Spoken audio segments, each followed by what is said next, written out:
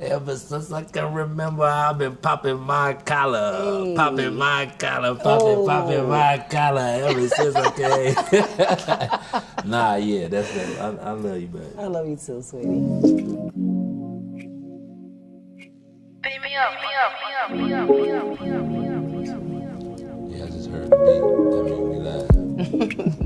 All right, so who do I have the pleasure of being here with today?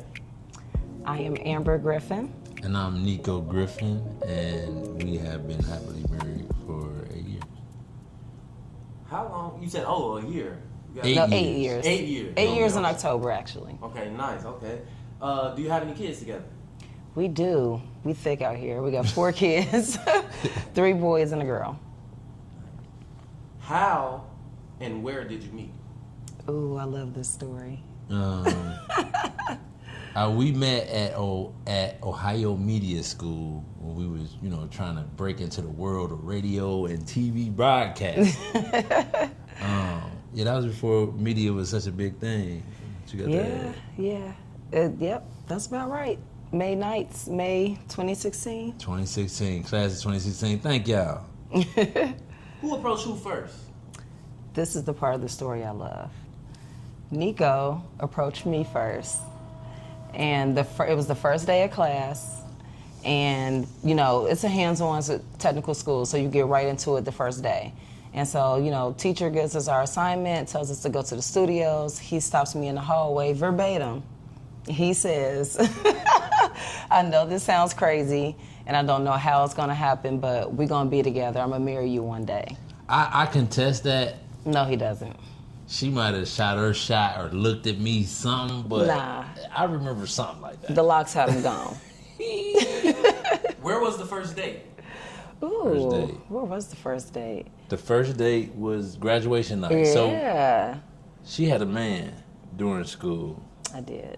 But I had a man when thank we God met. they ain't work out. So we made a pact to finish school. So graduation night, we went out on a date after we hung out with the squad. Yeah.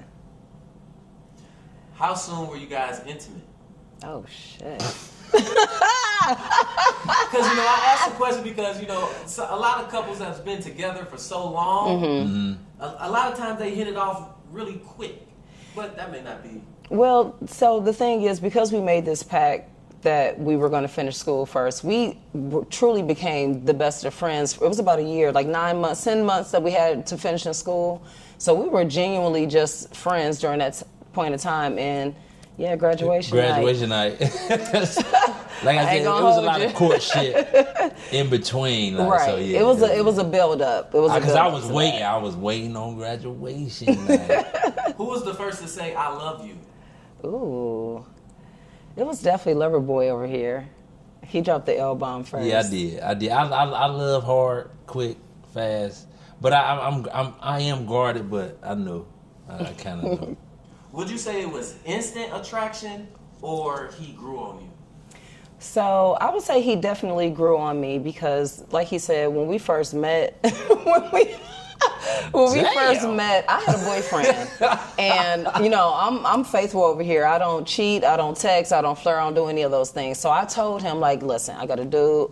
We're gonna be in class together for the next year or so. Like, don't make it awkward. And what actually attracted me to him in that moment is that he was like, oh shoot, my bad, like, no disrespect. And he genuinely was respectful of that entire year. He wasn't like, oh well, we can't be friends. What your man gonna do? He ain't gonna know. Like, he was just like, okay, no, it's cool. That was what part I mean? how I was raised, part of the play. If you know what I'm saying. Yeah, but once, my relationship ended, and like I said, we were already building a friendship, it was kind of like, oh, okay, well, he is cute, and we do have a lot in common, and we had a good bond, but it was definitely, like, just physical attraction was initial right off the bat, but, like, truly feeling like, okay, I got a crush on this guy, I really want to, maybe we can date. It was a slow Cute burn. is crazy. Like, what are we, 12? Child. Well, go ahead, whatever. At what point did you realize this could be your husband and this could be your wife? I think so the type of person that I am, I think I was always a relationship type person.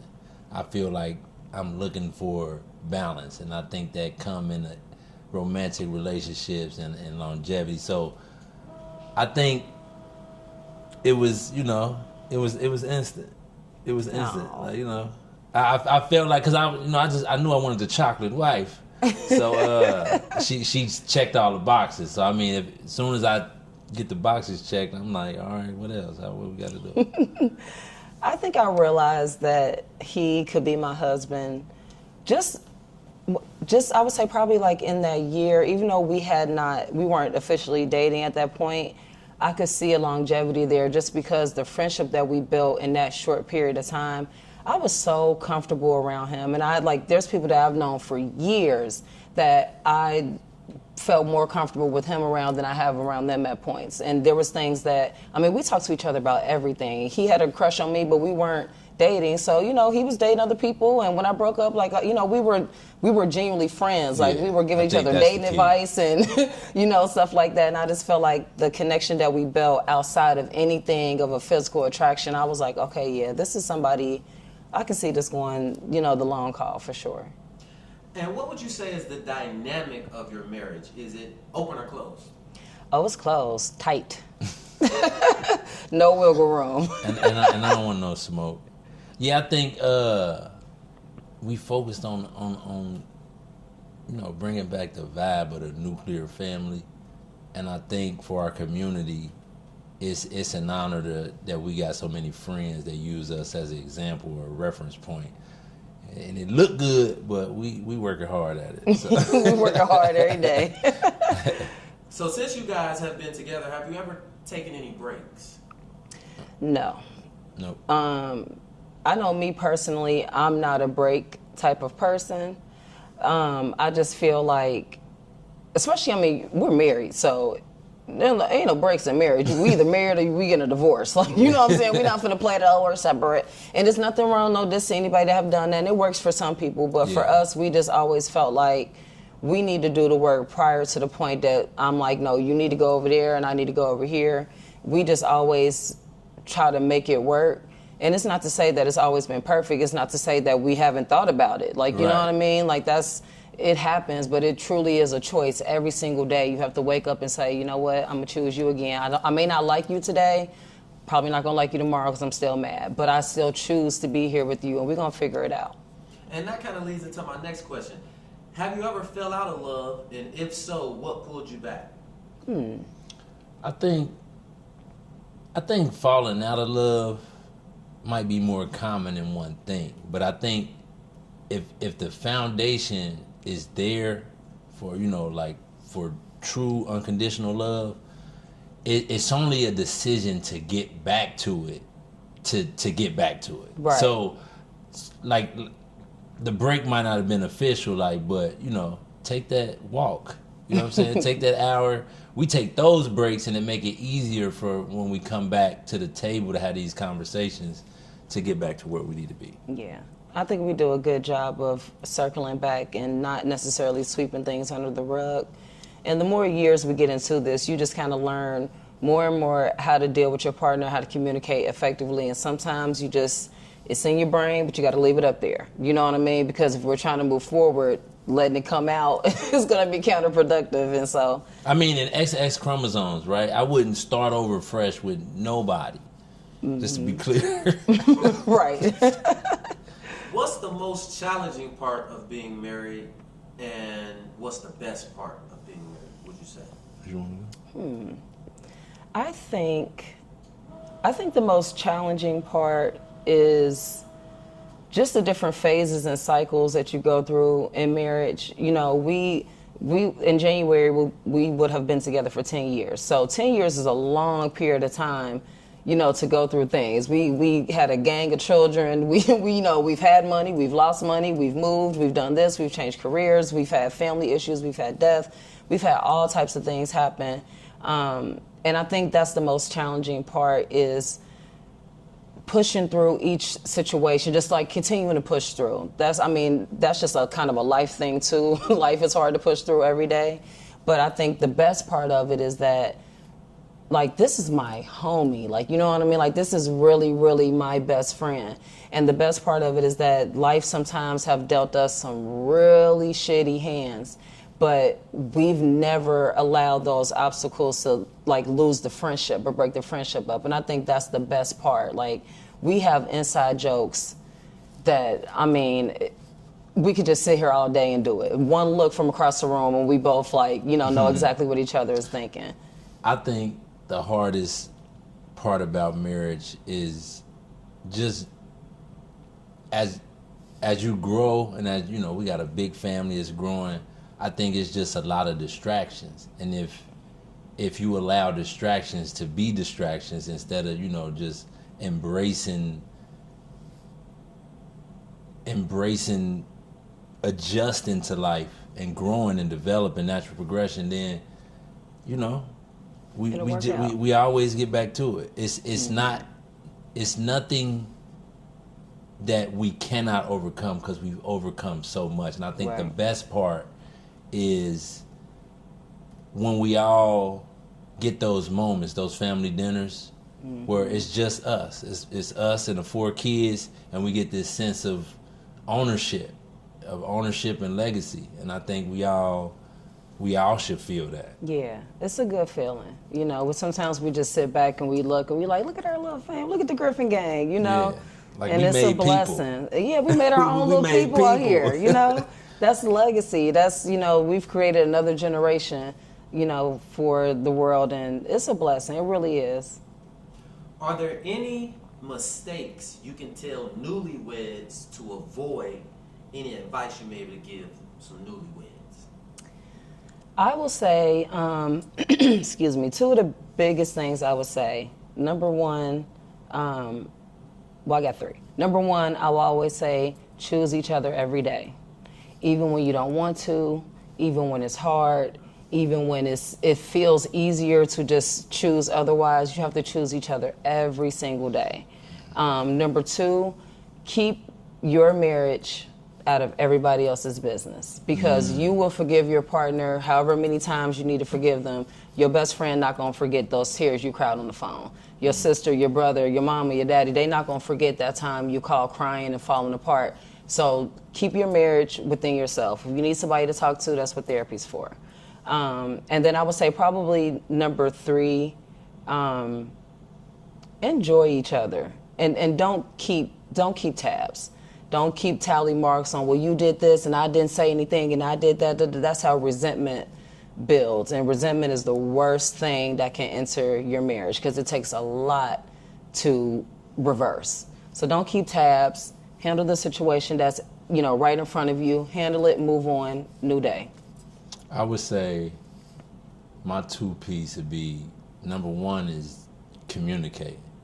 Even if it take a lot of work to know where you at on your level of communication. So if you commit to finding out where you at and where you need to be, I think communication, and this with any relationship, outside of marriage, with your mom, with your kids, with your brothers, I think say what needs to be said. I think we oftentimes we overthink. It's one thing to be considerate, but not at the expense of your own voice. Like, so if everybody got a voice in this relationship, then we can move through anything. And then second, I would say, let it go. Let it go, because just a funny story. I was with some men that I get wisdom from, and they was like, they over 55, and they said, the one thing we all got is high blood pressure. It's because we still holding on to things. Small things, medium things, big things. If it happened, it's over. Like we tell our kids, it's over with. We ain't got to harp on that. And so I just let it go. Let it go. We get a new chance every day. So that would be my advice. And the last question: if the world were to come to an end tomorrow, what would you want your spouse to know? I would want you to know. Let me go first. You're Okay, always go going ahead. first. She thinks she want to go. My bad. This is what I want to say. Okay. That I love you. I couldn't have asked for a better partner in crime, and I'd die for this shit. and I think you know that, and I mean that to my heart, and I love it here. Yeah. Well, thank you. I think if the world was ending, I would want Nico to know that you've been the purest and most genuine love I've ever experienced. That I really genuinely think you're one of the best people walking the face of this earth. Like, seriously, outside of our kids, I am your biggest fan, for sure. And I say this, and I've used it as a caption on pictures, but I genuinely mean this from the bottom of my heart. I do believe you are the best decision I've ever made. Ever since I can remember, I've been popping my collar, popping my collar, popping my collar ever since I came. Nah, yeah, that's it. I love you, baby. I love you too, sweetie. So it's Mr. and Mrs. Griffin. Yes. Thank you so much for coming on the channel and telling the audience your perspective and letting them into your life and shining this light and telling all this advice. I think people are going to take it so well. Is there anything that you would like to shout out or promote at this time? Well, you know, we love a shameless plug. No, thanks for having us. We enjoy doing things like this because, you know, sometimes there's certain people that don't get to see this or they think it don't exist. So number one, we would love to shout out Black Love first and foremost and always. And also I am the owner and loctician of the Lock and Braid Bar, 1239 Main Street downtown. We're here for all your lock, braid, and natural hair needs. So that's my shameless plug right there. Okay, and then I just want to shout out to you know, Kindle the Flames, because to her point, making sure that the next generation got a reference point and an actual visual and this archive of different couples to actually, you know, emulate and take what works and what don't works. Mm-hmm. We just need the conversation sustained. Yeah. And then my shameless plug is we actually sitting in 4 Snap Studios, so if it's anything creative or content creation that you need, please step down or come down to 2165 Central Parkway, 4 Snap Studios. We're going to make it happen for you. I appreciate you, big bro. So, see y'all next time. Bye.